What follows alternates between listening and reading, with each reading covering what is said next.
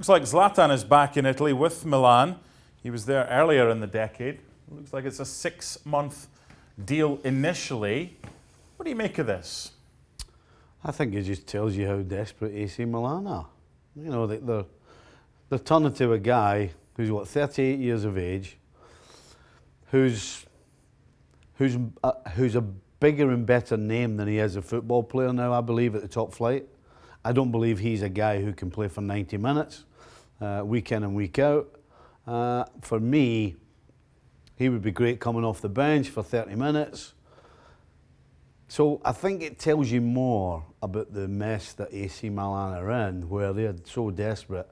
They're putting all their eggs in the basket of a 38-year-old, who, by the way, at his best, was absolutely sensational. But he's not sensational anymore at this level. Well, they need help. I was commentating on their game at Atalanta, and they were horrible. It's the worst Serie A away defeat since 1998. They're 11th right now. And you're talking about his age there, but you're also saying he could be an option for half an hour. He's not going to start every game, but surely he's not a bad squad player to have. Well, he's a good squad player to have, but you don't know what sort of frame of mind this guy's going to be in. He might come in and say, oh, I'm going to be this and I'm going to do that, as he always does, but they have to get him the ball. They can't get anybody the ball. They can't keep the ball. They can't get a hold of the ball. That's a good point, because Piontek, who was dropped at the weekend against Atalanta, or Rafael Leao's come in and played through the middle as well.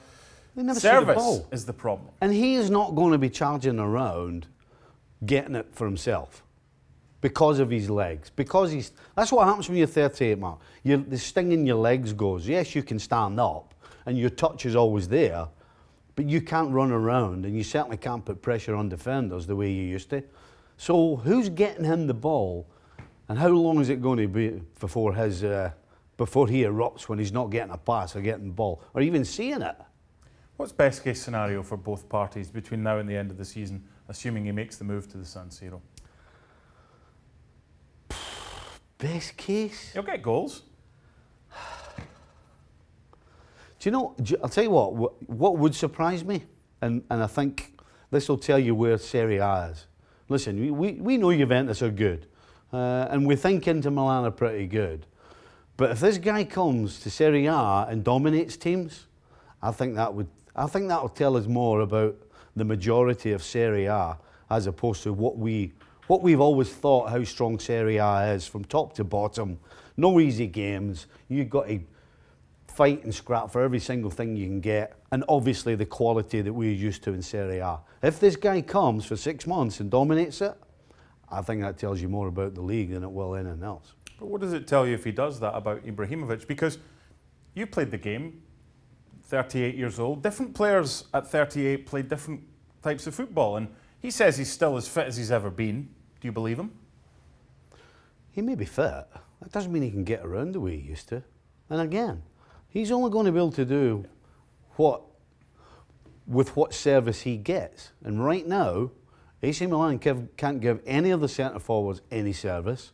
And so, regardless of the name on the back of his jersey, if he doesn't get the ball, he can't do anything with it anyway. So the message to Milan is, look, if you're not going to supply someone like him, you better sign someone who can produce for him. It's a good PR move.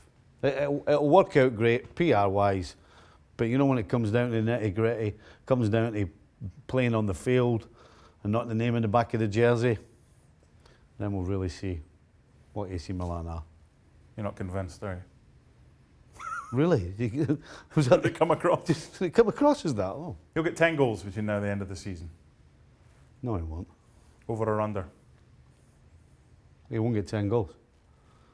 Okay. That's under 10, right? We might get 11. See you again in May, and then I'll be seeing how we get on. I keep going. Okay.